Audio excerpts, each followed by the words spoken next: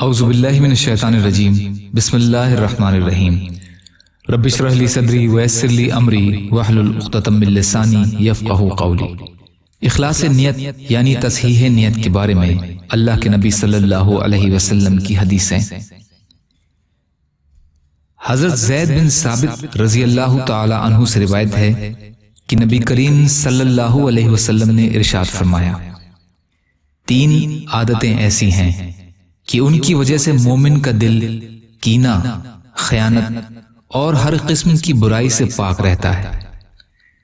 پہلا تو اللہ تعالیٰ کی خوشنودی کے لیے عمل کرنا ہے، دوسرا حاکموں کی خیر خواہی کرنا ہے، اور تیسرا مسلمانوں کی جماعت کے ساتھ چمٹے رہنا، کیونکہ جماعت کے ساتھ رہنے والوں کو جماعت کے لوگوں کی دعائیں ہر طرف سے گھیرے رہتی ہیں، جن کی وجہ سے شیطان کے شر سے حفاظت رہتی ہے۔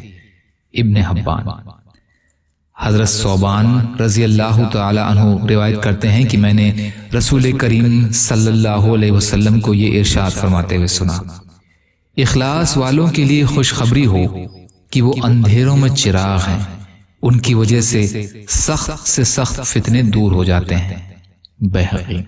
یا اللہ ہم سب کو کہنے سننے سے زیادہ عمل کی توفیق عطا فرما۔ یا اللہ جو مظلوم ہیں، پریشان حال ہیں، بیمار ہیں، قرض میں ہیں، بے روزگار ہیں، محتاج ہیں، یا اللہ آپ ان کی مدد فرمائیے، ہم سب کو اپنی استطاعت کے بقدر اپنا حق ادا کرنے والا بنائیے۔ یا اللہ جو لوگ دنیا سے ایمان کی حالت میں رخصت ہو گئے ان کی مغفرت فرمائیے۔ یا اللہ ہم سب کو دنیا اور آخرت کی تمام خوشیاں نصیب فرمائیے برحمتک یا ارحم الراحمین۔ لا الہ الا اللہ محمد رسول اللہ۔ السلام علیکم۔